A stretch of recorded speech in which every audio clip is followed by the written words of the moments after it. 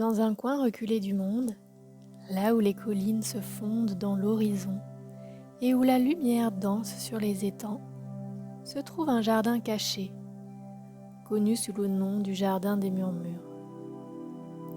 Ce lieu magique n'apparaît qu'à ceux dont l'âme cherche un apaisement sincère. C'est par une nuit étoilée que Lucille, épuisée par les tumultes de sa vie, entendit pour la première fois ce murmure étrange. Elle se trouvait au bord d'un lac dans une forêt dense, espérant trouver un peu de répit. Le son semblait venir de partout et nulle part à la fois, comme une douce mélodie portée par le vent. Intriguée, elle suivit le bruit. Le chemin qui s'offrait à elle n'était pas tracé. Ses pieds nus frôlaient la mousse et les feuilles mortes, tandis qu'elle avançait. La lune, haute dans le ciel, éclairait sa route. Peu à peu, les murmures devinrent plus distincts. Ce n'étaient pas des mots, mais des sons familiers. Des rires d'enfants, le tintement de clochettes lointaines, et même la voix de sa mère, douce et chaleureuse.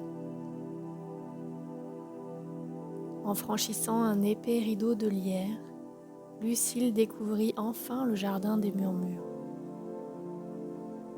Le spectacle qui s'offrait à ses yeux lui coupa le souffle. Des fleurs aux teintes irréelles parsemaient le sol, et un ruisseau cristallin serpentait parmi les pierres.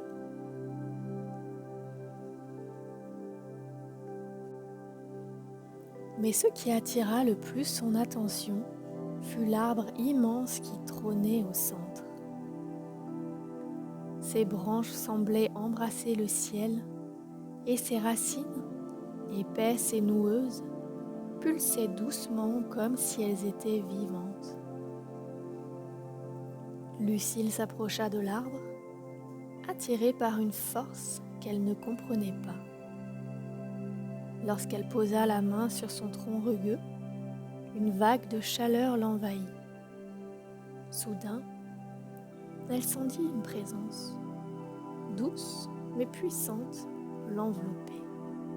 « Bienvenue, Lucille », murmura une voix profonde et apaisante. Elle ne venait pas de l'extérieur, mais résonnait dans son esprit. « Tu portes un poids qui n'est pas le tien. » Surprise, Lucille hésita, mais l'arbre continua, patient. « Raconte-moi, et je t'aiderai à t'en libérer. » Elle se laissa glisser au pied de l'arbre, les jambes croisées. Pendant ce qui sembla des heures, elle parla. Elle raconta ses regrets, ses peurs, ses colères qu'elle gardait enfouies. Chaque mot prononcé semblait emporté par le vent, absorbé par les branches de l'arbre. Lorsqu'elle se tut, un profond silence s'installa. Puis, l'arbre répondit, non pas par des mots, mais par des visions. Lucille vit un champ infini de blé, ondulant sous la brise, mais aussi un océan calme, reflétant un ciel sans nuages, un feu qui brûlait doucement sans jamais consumer ce qu'il touchait.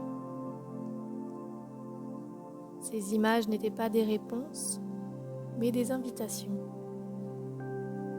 Elles lui rappelaient qu'elle faisait partie d'un tout plus vaste et que son rôle n'était pas de tout contrôler, mais de danser avec le rythme de la vie.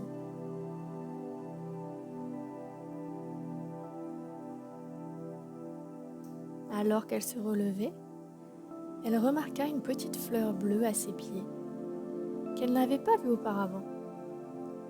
Elle semblait briller légèrement dans l'obscurité.